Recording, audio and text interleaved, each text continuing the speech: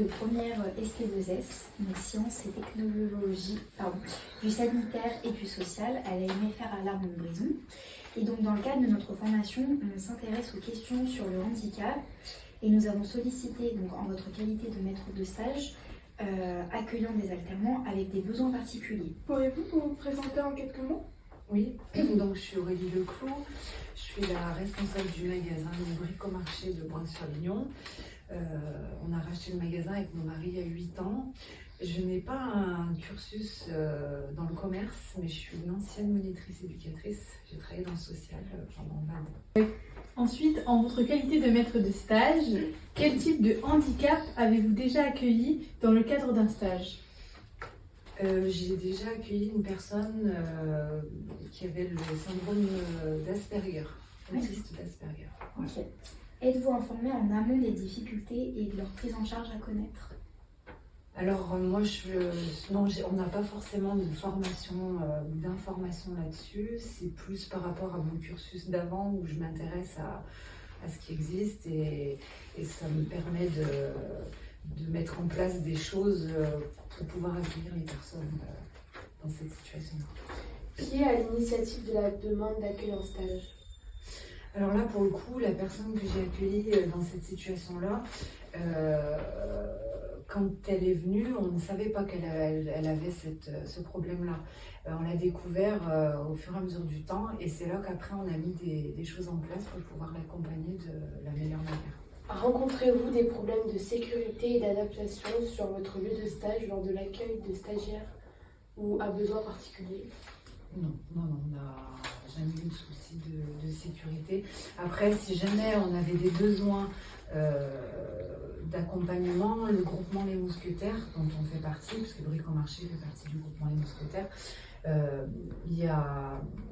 ont des moyens de nous former aussi ou nous informer sur ce qui pourrait être mis en place pour accueillir ces personnes-là. C'est l'association AMI qui est gérée par le groupement Les Mousquetaires qui peut nous mettre en place des actions pour nous aider à accompagner ces personnes. D'accord. Donc en cas de besoin, vous pouvez vous tourner vers eux. Oui. D'accord. Faites-vous appel à des dispositifs adaptés, donc aide matérielle ou aide humaine? Et c'est un petit peu ce que vous voulez dire. Oui, après on peut faire des demandes s'il y a besoin, je ne sais pas, pour financer une machine par exemple, un gerbeur ou des choses comme ça, quelque chose pour la manutention. On peut aussi demander à CARSAT des aides financières pour que ce soit adapté pour la personne qu'on pourrait accueillir. Ça, c'est des choses auxquelles on a droit. Quel coût ces aides représentent-elles? Alors là, bonne question. Je sais que ça peut être, par exemple, nous on s'est fait financer un gerbeur dans le cadre justement pour éviter justement les troubles musculo-squelettiques, les choses comme ça. Il a été financé à 100%. D'accord. Ouais. Mais après, c'est une demande par an et c'est pas validé à chaque année forcément. Là, c'était la première fois qu'on demandait, donc on y a eu droit, mais je pense qu'on ne doit pas pouvoir y avoir droit toutes les années. Ensuite, pouvez-vous bénéficier d'aides financières pour ces aménagements? Si oui, de quelle organisation? Bonne question. Là, j'ai jamais... Non, parce que j'ai jamais sollicité d'aide financière pour l'accueil, parce que j'avais pas de besoin en fait.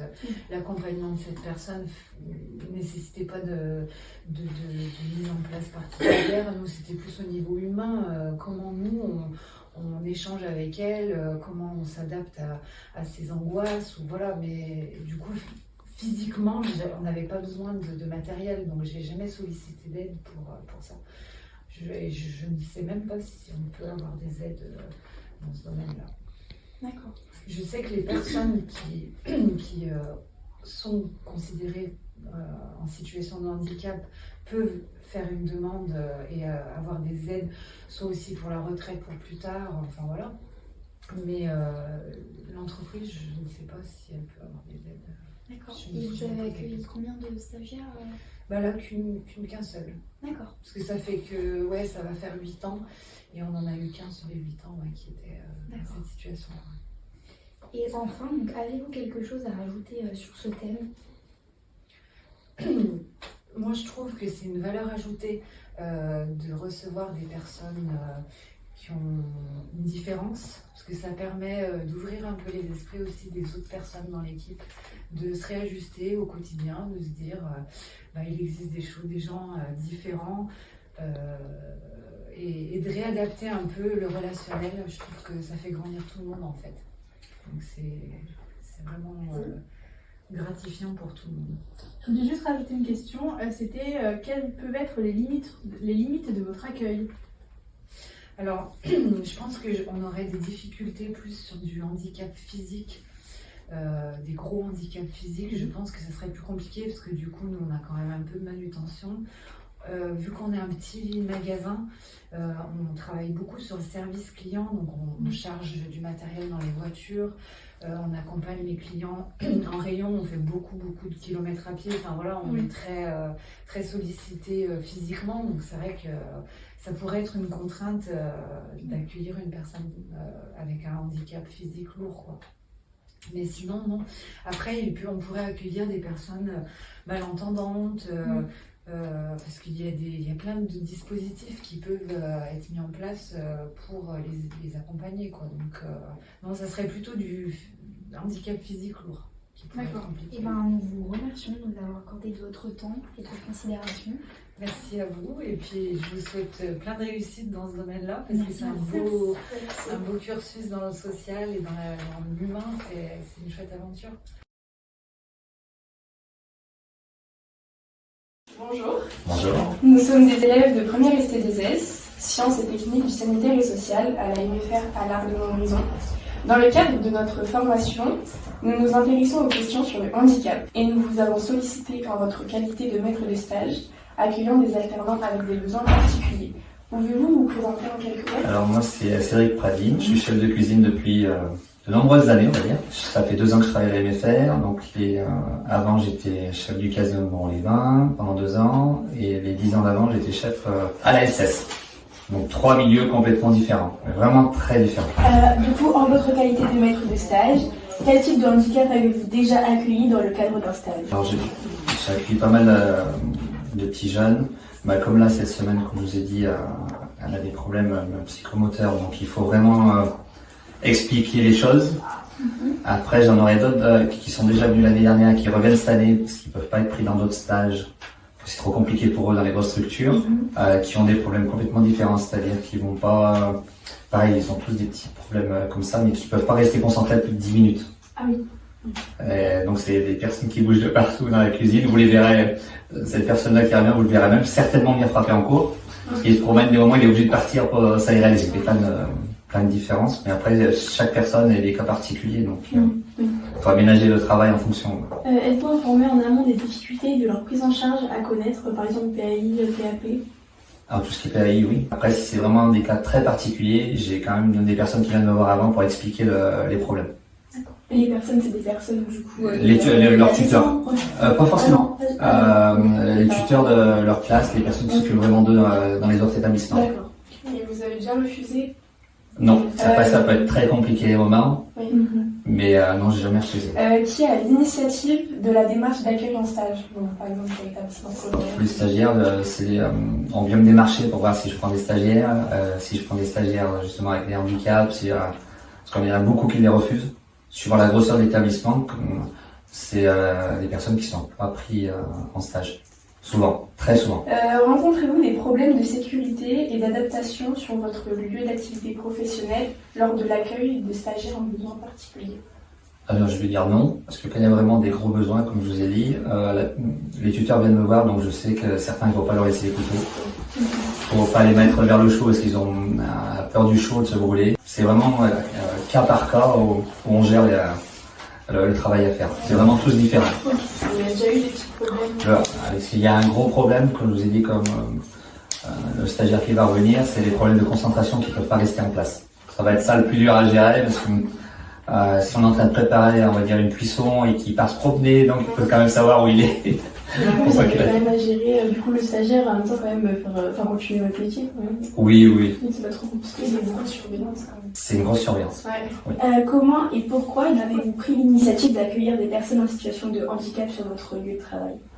Parce que si personne ne le fait, ils n'auront jamais de stage. Et vu que j'ai travaillé dans des très grosses boîtes, on ne les acceptait pas. les voir sur la touche, entre guillemets, ça fait quand même un peu de peine. Faites-vous appel à des dispositifs adaptés comme des aides matérielles, humaines, etc. Ah, je vais vous dire non. On n'y a jamais regardé, c'est vrai que ça, on n'a pas regardé. C'est moi qui gère tout en interne. En fait, dès que je connais vraiment les problèmes et tout, c'est moi qui vois tout ce qu'il faut faire. Pouvez-vous bénéficier d'aides financières pour ces aménagements? Si oui, de quel organisme? Alors, même réponse que la question d'avant, c'est vrai qu'on n'a jamais regardé. C'est pas sur le financier qu'on va. C'est vraiment pour accueillir les jeunes et non le financier là que je regarde. Et quelles peuvent être les limites de votre accueil? Alors, je peux pas en avoir plusieurs en même temps. Parce que c'est vraiment, comme je dis, c'est vraiment des cas particuliers. Du coup, il faut vraiment être à côté tout le temps. Et comme là, je suis parti à un moment pour l'interviewer, la petite était pas bien de savoir que j'étais pas à côté d'elle pour travailler. Et je vais beau lui expliquer, je pars pas longtemps, je reviens, ça lui fait peur. Et il n'y a pas de restriction de handicap, par exemple des gros handicaps physiques où il y a besoin de fauteuil, etc. Et c'est pas gênant pour vous Alors j'ai jamais eu le cas avec un fauteuil. Après, pareil, on peut toujours aménager le travail, aménager tout ce qu'il faut.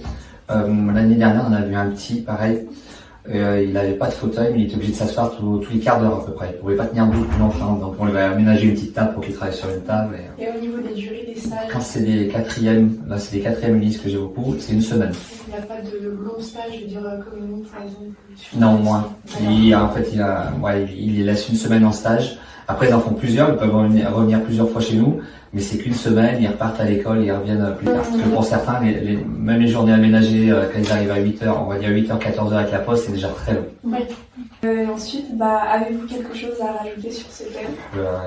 Il faut surtout pas se fier à la personne, il faut ne pas hésiter à les prendre en stage, les aider. En général, c'est des personnes très attachantes. Et du coup, c'est votre expérience d'avant quand même qui vous fait prendre plus de personnes en stage, de voir qu'ils sont refusés de partout. Alors, mon expérience d'avant, si je prends surtout au casino, c'est un monde très particulier. C'est vraiment, entre guillemets, il faut faire de l'argent. Donc, ils prennent pas la peine de prendre des stagiaires comme ça. Ouais, c'est ça. Et, même si dans une grosse entreprise, normalement on doit en prendre.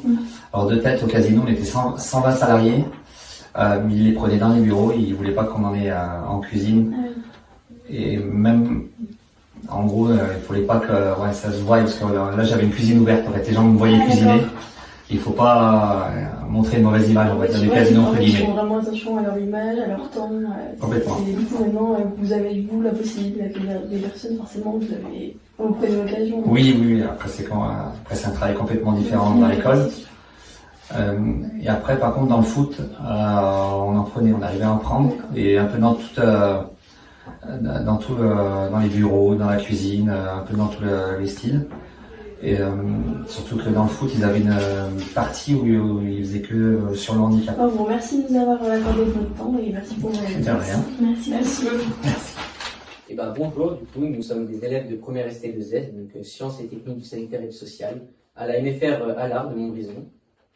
Donc, dans le cadre de notre formation, nous nous intéressons aux questions sur le handicap et nous vous avons sollicité en votre qualité de maître de stage accueillant des alternants avec des besoins particuliers.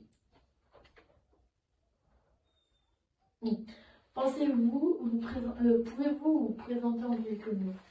Oui, alors je suis Madame Bonnetin, coordinatrice du dispositif féministe du Collège municipal. Donc j'accueille des élèves porteurs du handicap. J'en ai 13. Donc j'ai suivi une formation. Je suis au début professeure des écoles et j'ai suivi une formation d'enseignant spécialisé qui s'appelle le CAPASH. Et donc je suis maintenant enseignante spécialisée. Et j'accueille parfois, en effet, des élèves de la MFR qui viennent découvrir, dans le cadre de la formation, des élèves, mon dispositif pour savoir quels sont les handicaps que j'accueille. Quel type de handicap avez-vous déjà accueilli dans le cadre du dispositif ULIS? Alors, j'ai beaucoup d'enfants TSA, donc troubles du spectre de l'autisme. Généralement, sur mes promotions que j'ai, il y en a un peu plus de 50%. Après, j'ai des enfants qui sont multidys, mais des gros multidys, dyspraxiques, dysphasiques, dysorthographiques, dyscalculiques. Alors, je n'ai jamais accueilli d'enfants trisomiques, mais les dispositifs Ulysse sont ouverts aux enfants trisomiques. J'ai accueilli des enfants avec des maladies génétiques.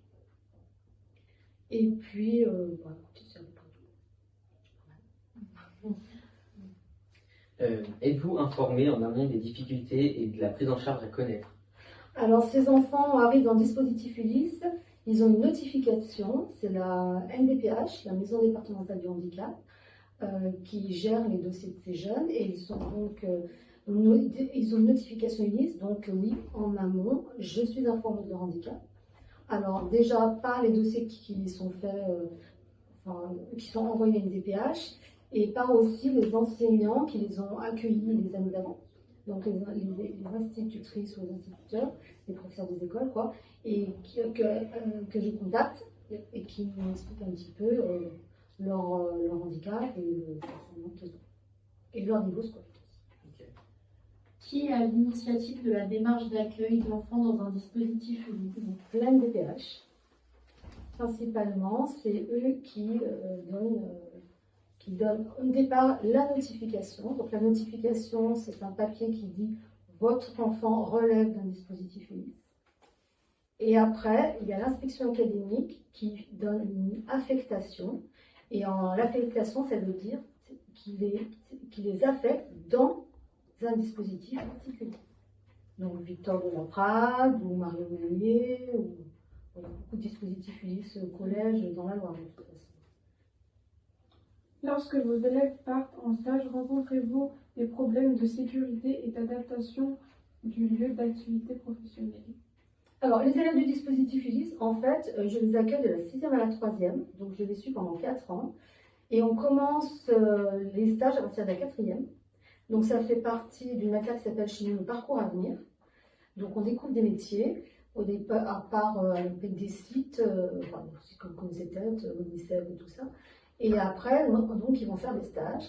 Alors, la plupart du temps, j'ai très peu rencontré de difficultés. Quand mes élèves sont partis en stage, généralement, ça se passe bien. Je suis en contact avec les professionnels qui les accueillent, donc ils savent qu'il faut m'appeler à tout moment. Je vais les visiter aussi, en principe, au milieu de la semaine, je vais les visiter. Et si je ne peux pas les visiter, je les appelle. Parce qu'en fait, quand on travaille sur un collège, contrairement à mes collègues cordeaux du lycée, eux, ils ont une grosse partie de visite de stage. Alors que moi, j'ai ma classe, en fait, toute la semaine, donc c'est difficile pour moi de me déplacer. Donc si je me déplace, c'est mercredi après-midi. Et la plupart, non, mes élèves sont réglo. Et s'ils ne l'étaient pas, je ne les enverrai pas, en fait, en stage. Je fais très attention à ça. Oui. Travaillez-vous avec des services spécifiques? Alors, déjà, au sein du dispositif, j'ai une AESH co, c'est-à-dire une AESH collective, qui est en binôme avec moi. Et je travaille avec 2 autres AESH, donc c'est de l'aide humaine, ça. Hein. Je travaille avec 2 autres AESH parce que dans mon dispositif, j'ai des jeunes qui ont des notifications pour avoir une AESH individuelle. Donc, ils peuvent être notifiés 6 heures, 12 heures ou 18 heures par semaine sur un handicap. Donc, j'ai 3 personnes qui travaillent avec moi depuis longtemps.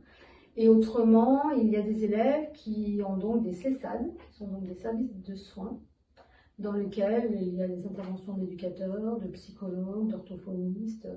Et on travaille vraiment très très en lien. Donc, moi, je travaille avec les 3 CESAD de la région. Hein. Le CESAD à l'ODA qui est spécifique des élèves TSA.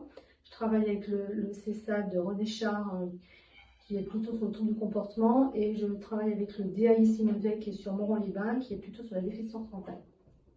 Et les collègues, les partenaires en fait, se déplacent au collège. Donc je reçois régulièrement la visite d'éducateurs, mes élèves reçoivent la visite d'éducateurs, de psychologues, d'orthophonistes, ça se fait vraiment au sein du collège, ils se déplacent.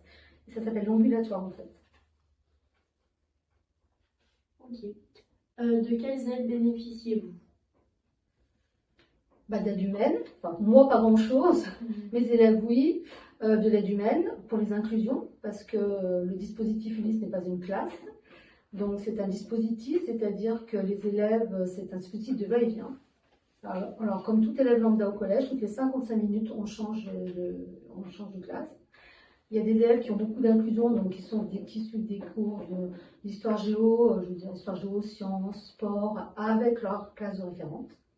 Et au sein du dispositif, moi, je travaille essentiellement les maths et le français et je fais des révisions. Alors ça, c'était avant, on va dire. Maintenant, j'ai beaucoup d'élèves qui sont en très grande difficulté. Ils accueillent avec un niveau très bas. Il faut que ce soit des jeunes qui puissent progresser et qui peuvent avoir une posture d'élève. Et hélas, il y a des élèves qui, depuis quelques années, ne peuvent pas, de par leur handicap, avoir cette posture et ne peuvent pas suivre un rythme au collège. Parce qu'il n'y a pas que la pédagogie au collège, il y a aussi tout ce qui est la relation avec les autres et le rythme aussi. Et pour certains, le rythme est très compliqué. Ils sont fatigables. Donc, je suis obligée de créer souvent des emplois du temps en séquentiel, c'est-à-dire avec un emploi du temps imagine très tôt le matin. Et puis, la relation au père est difficile aussi, parce qu'il y a des enfants qui ne parlent pas beaucoup, des enfants qui peuvent être parfois, alors je n'en ai jamais eu beaucoup, mais un petit peu agressifs. Donc, la relation avec les jeunes de leur âge est difficile. Mais c'est vrai qu'on rencontre de plus en plus actuellement des difficultés avec certains jeunes dans leur hôpital de jour. En fait, il y a un certain glissement. On n'a plus le même rôle qu'avant, en fait. Et on peut être en difficulté face à certains enfants. Et la plus grosse difficulté, c'est de faire admettre aux parents que leur enfant ne correspond pas au dispositif. Ok. Avez-vous des choses à rajouter en particulier sur ce thème? Que c'est un métier passionnant, qui bouffe un peu la vie. Et j'adore.